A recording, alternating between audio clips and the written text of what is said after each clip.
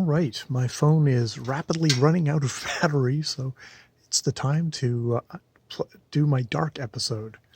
What is my dark episode for today? I think my dark episode for today is also my Preptober episode because I started writing something about Jesse, who is a dude with a lack of money who gets a secondhand phone, gets into a cell phone game that he kind of gets upsold to by the guy that he sells him the phone to, and he gets involved in this community, and he gets to know all these people, and they seem to be really into the game, like they're almost like they are a part of the game. So I guess I'll have to think about what the game is. I think at some point he's just going to be in the game, but we're going to slip between that. Sounds very Terry Pratchett, and him in the real world, where he realizes the people who are playing the game aren't in his world; they're in a different world.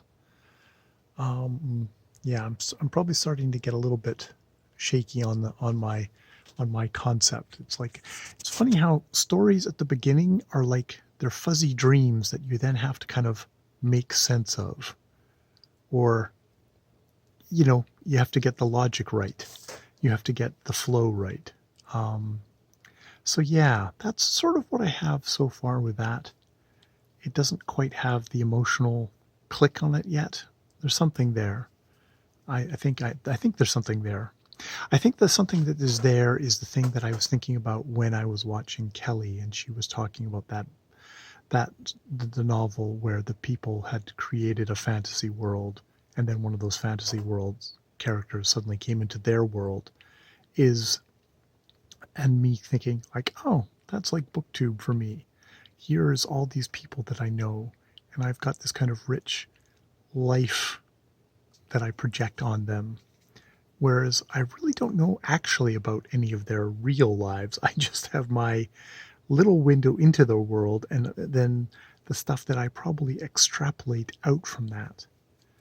And I guess that's what I want to get at with this story, is him kind of getting invested in these people's lives, but then finding out, oh, that's not the case.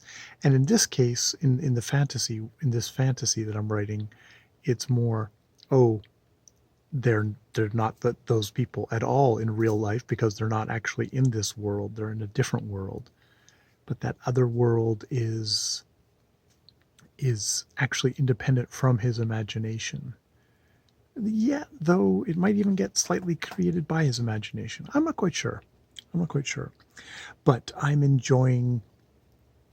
It's one of these things I think I need to actually start getting my discipline down. I need to start writing each day about it, and just kind of keep on working on it that way. And I'll probably make little videos here of me talking about it and talk it out a bit more. I think I need to write it though, because I think writing this I'll be able to create more of the story. Whereas when I talk about stuff like this, I have a tendency to kind of go around in circles. Sometimes I get little epiphanies, and that's great. And I can record those and hopefully play them back. Not that I watch any of my own videos. Nobody else is subscribed to this channel. I'm not subscribed to this channel. So it's a very lonely channel that way. But yeah, that's where I'm at. And I guess, yeah, that's where the limitations of these little video diary vlogs are. I do get some thinking done. I do think about other people's stories, but those are actually, there's a net there.